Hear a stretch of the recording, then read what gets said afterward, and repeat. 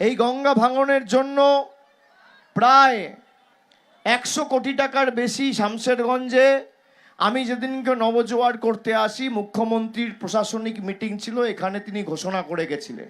শামশেরগঞ্জের অভিশাপ নদী ভাঙন। এবার ভোট প্রচারে এসে সেই ভাঙন নিয়েই সরব হলেন অভিষেক বন্দ্যোপাধ্যায়। দিলেন পুনর্বাসন নিয়েও বড় আশ্বাস।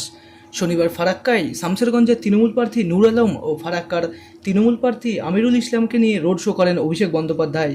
রোড শো শেষ করে গঙ্গা ভাঙন নিয়ে কেন্দ্রকে নিশানা করেছেন অভিষেক। আপনাদের জীবনের সবথেকে বড় সমস্যা, বিশেষ করে ছিন্নমূলবাসী, তাদের জীবনের সবথেকে বেশি সমস্যা হচ্ছে নদী ভাঙন।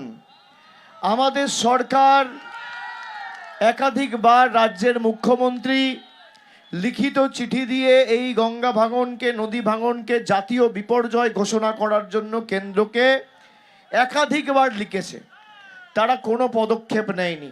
নদী ভাঙন নিয়ে মালদা দক্ষিণের কংগ্রেস সাংসদের ভূমিকা নিয়েও প্রশ্ন তুলেছেন অভিষেক বন্দ্যোপাধ্যায়। এই ফারাক্কা শামশেরগঞ্জ মালদা দক্ষিণ লোকসভা কেন্দ্রের অন্তর্গত। গত লোকসভা নির্বাচনে আপনারা কংগ্রেসকে ভোট দিয়ে জিতিয়েছিলেন।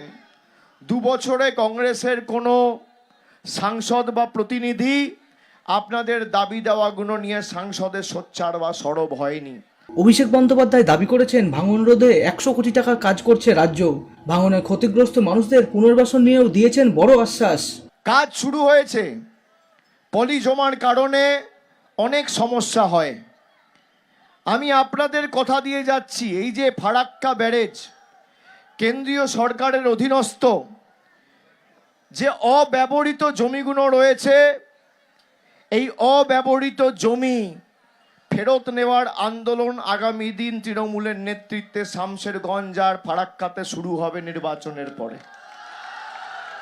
এবং যত মানুষের ঘর বাড়ি গেছে তাদের পুনর্বাসনের দাবি ওই অব্যবহৃত ফারাক্কা ব্যারেজের জমিতে আমরা করব, আমি কথা দিয়ে যাচ্ছি। ভোট প্রচারে চলছে পারদ, তার মাঝেই গঙ্গা ভাঙন মোকাবিলা, ভাঙনে ক্ষতিগ্রস্তদের পুনর্বাসন নিয়েও শুরু চর্চা। Bureau report, imagine community media.